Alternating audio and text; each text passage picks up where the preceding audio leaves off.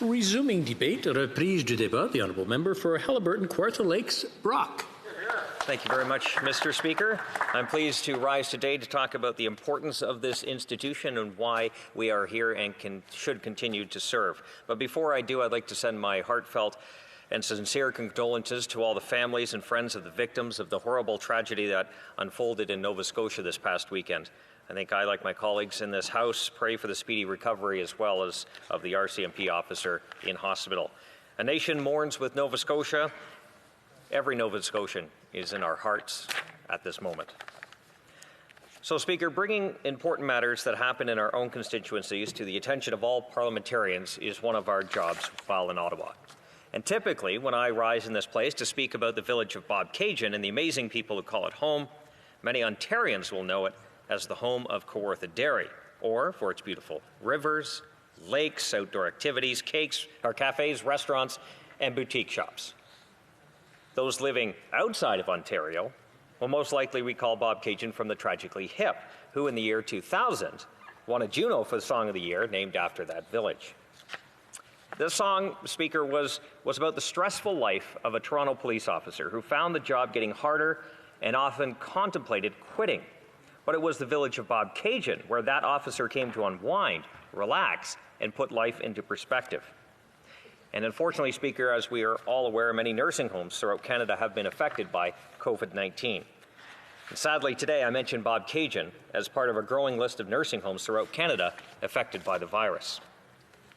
We have all suffered terribly with the heartbreaking news coming out of the Pinecrest Nursing Home. My thoughts and prayers continue to be with the residents, the staff, their families, as they cope with this tragedy. But out of this darkest situation, Speaker, there have been so many bright lights that demonstrated the kindness, generosity, compassion, and sense of good that comes with living in a small community. The staff at Pinecrest, knowing the risks, were not deterred in their duty to care for the residents of that home. Their courage and self-sacrifice are an example to all parliamentarians, illustrating the importance for us to do our duty. To the volunteers and the community of Bobcaygeon, where I actually grew up, your strong spirit and resolve to help those in need is example for all. Those who line the highway to honk in support of those inside Pinecrest. Those who made signs to encourage those fighting and serving. The musicians who decided to hold impromptu concerts, providing entertainment and reminding everybody that the small community of about 3,000 people are behind them. While the deaths surrounding Pinecrest are tragic, I am encouraged this week with news that one resident, 91-year-old Lorraine Lester, has recovered from her positive COVID-19 diagnosis, and she even took a lap around the facility to celebrate. There are many other stories, Speaker, of volunteers and service groups around my riding banding together to deliver groceries to those living in isolation, running errands and helping those with minor repairs, especially those who are elderly, and doing it in a safe manner. The number of companies, though, Speaker, stepping up to retool their operations to meet a new demand for medical supplies and equipment. Divine Industries in Lindsay producing hand sanitizer. Tech Rider near Minden now making personal protective equipment. They used to make snowmobile equipment.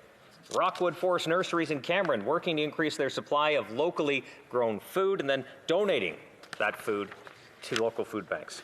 These are just a small number of humbling examples to all parliamentarians in this place that this is the resolve we need to demonstrate here in Ottawa. And one of the things I could be doing as an MP, I cannot think of a more important one than representing my constituents in this place and advocating for the resources they need. I don't think we can ask frontline workers, healthcare professionals, grocery clerks, and many other essential service providers to do what we, members of Parliament, are not prepared to do in this painful time. Speaker, Canada's Parliament has three functions: making laws, overseeing the government, and most importantly, representing the electorate. Parliament, by its nature, is an essential service. It was illustrated quite clearly by all parties on the side of the House in question period today. There are many more questions we, as opposition members, can ask the government, and it was a great debate today, Speaker, there's no doubt. But meeting once in a while is not good enough. Canadians need accountability, particularly now with the government pushing billions and billions of dollars out the door. money that Canadians and small businesses are having a hard time accessing. I believe that frequent accountability sessions in Parliament will get better results for Canadians.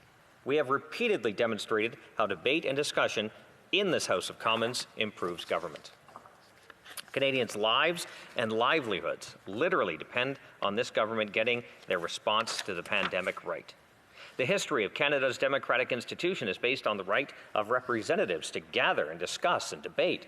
There is a litany of uprisings that underscore this very important and hard-fought-for right. Indeed, these rights were forged in rebellion and war through executions and acts of despotism. The evolution of our modern Parliament is long and storied and heralds directly from the long tradition of having a body of people who would assist and advise the King on important matters to where we are now today. It is here today where Canada's modern government, the Parliament, the higher courts of law, the Privy Council and Cabinet find their origins. You might recall, Speaker, just a few weeks ago while Parliament was suspended, this government took it upon itself to write a whole host of new powers that would have circumvented the authority of the House of Commons if it wasn't for the opposition parties pushing back against it. If there was ever an instance of the circumvention of the freedom of the individual against the arbitrary authority of the despot, that was it, Speaker. You see, Canada's parliamentary democracy is modelled on the Westminster system created many years ago in England. Much of it developed against the wishes of the ruling king and other monarchs. And over time, the power of Parliament increased considerably and ensured unprecedented ability and stability, including moving the monarch to more of a ceremonial role. More stability, in turn, Speaker, helped ensure more effective management, organization, and efficiency. The rise of Parliament, Speaker, proved especially important in the sense that it limited the repercussions of dynastic complications that had so often plunged England into civil war. Parliament still ran the country, even in the absence of suitable heirs to the throne, and its legitimacy as a decision-making body reduced the royal prerogatives of kings. An important liberty for Parliament was its freedom of speech, one that I'm actually practicing right now, and one that I'm not sure will extend if we have virtual sittings. As I stated earlier, Speaker, Parliament's role in the government is significantly, and it has changed over the years. There has been a number of conflicts and even the creation of the Commonwealth to where we are now. But we have seen throughout history that pandemics have led to an expansion of the power of the state.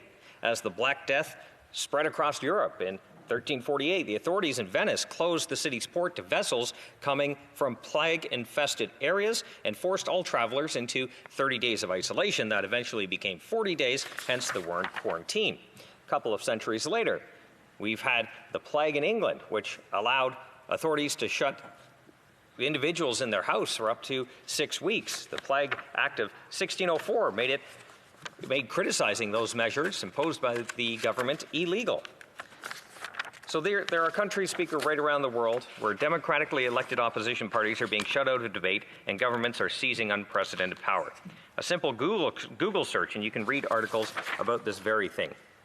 People are scared, Speaker. They're looking to their representatives to protect their hard-fought democratic rights, inherited over centuries of parliamentary traditions. There is also precedent for Parliament sitting through difficult times.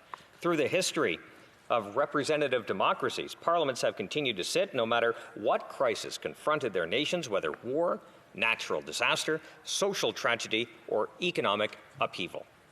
At the peak of the Spanish influenza epidemic in 1920, the House of Representatives sat for 114 days, and the Senate sat for 76. That is more for either chamber during each of the last 3 years of World War I from 1916 to 1918. During the Second World War, Speaker, the Parliament of the United Kingdom, while being bombed, Speaker, not only continued to sit, but the contest of parliamentary democracy remained vigorous. It is at these times that the representation of the most vulnerable in our society is the most important. It is at these times, Speaker, that civil and industrial rights need to be protected. It is at these times, Speaker, that the governance of this country be scrutinized and the accidental or intentional encroachment on civil liberties be halted. Speaker, a very famous quote, if we don't know where we've been, we cannot know where we're going. So make no mistake, Speaker, COVID-19 is serious, and Conservatives take it very seriously. I look forward to the questions. Thank you, Speaker. Questions and comments. Questions et commentaires. The honourable member for Rocky. Oh, having a hard time here. Prince George, Peace River, Northern Rockies. Yes, thank you, Mr. Speaker, and thank you to my colleague for that question, for the speech, actually. And I think what highlights what we all experienced today was even with a session that was a lot more reduced than the normal 338 members of Parliament, we still saw democracy happen. I traveled from Fort St. John, Northern BC. I drove out 4,200 kilometers to get here. I think it's important that it matters that much to some of us to be here in this place. And I think the member's speech highlights that for all Canadians.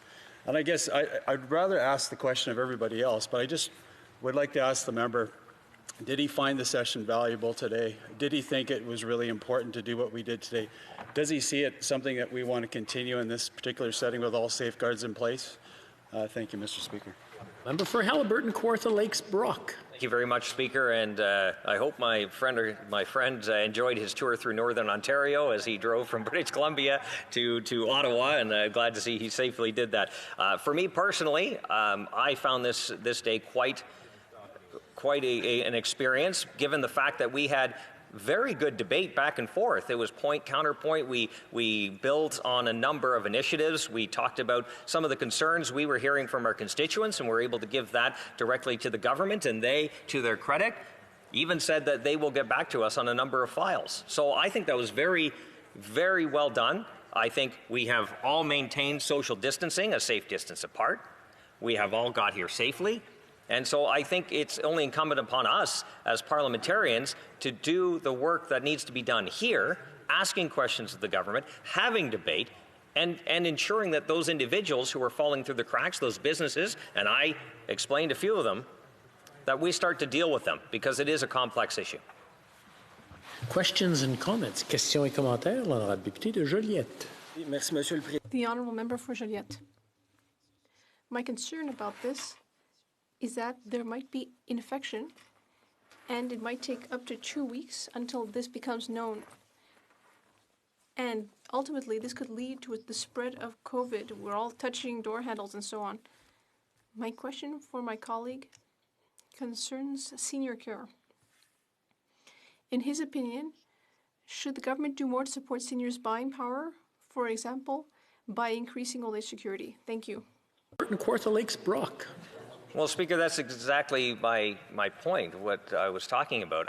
That's why we need to be here, to have these discussions. It's great for me to answer, and I'm happy to do that. And I apologize that my French is not good enough to answer, so I do apologize for the English. But this is exactly why we need to have these sittings, and I think we have demonstrated today that it can be done in a safe manner, and we are asking individuals in retail, in trucking, for Uber Eats, for example, all pharmacists to show up and do their job. And I think it's only incumbent upon us to be here to do our job, to have that discussion, that debate with the government, and help improve some of the plans that they have put out very quickly, and to their credit have done so. Some of these programs take months or years to put out. So to put something out so quickly is great, but this is where we work to start filling those cracks and helping those those businesses who are falling through, like my friend has mentioned, with seniors. Questions and comments. Questions et commentaires. The honourable member for Niagara Falls in about a 35-second question and a 35-second answer, please. Mr. Speaker, and I'd like to thank my colleague for his speech. Winston Churchill once was quoted as saying, "The House of Commons is the shrine of the world's liberties." I was wondering if the member just had a comment on his concerns possibly with the notion of the virtual parliament and the rights and privileges that MPs have and the difficulties that we can have, because we're hearing several concerns about broadband and difficulties for some members in getting that, and how that touches upon a member's privilege and rights to be here. For Haliburton-Kawartha Lakes Brock in 45 seconds or less, please. Okay, thank you, Speaker. I'll try to be quick. Thanks to my friend from Niagara Falls. Actually, that was one of the things I was going to bring up, and I ran out of time in my speech, was the ability to do virtual parliaments. I know PROC, the Procedure and House Affairs Committee, is going to be seized with the issue. They are just starting to get this up and running. I have no doubt there will be challenges, especially from someone who comes from a rural area where access to reliable high-speed internet and cellular service is not that great in a lot of areas. So I think we need to deal with that issue. We have to deal with security. We have to deal with translation. There are a lot of issues that I can get started on, but I don't have much time, that have to be worked out to make this work. But in the meantime, we should have this debate in Parliament. Resuming debate.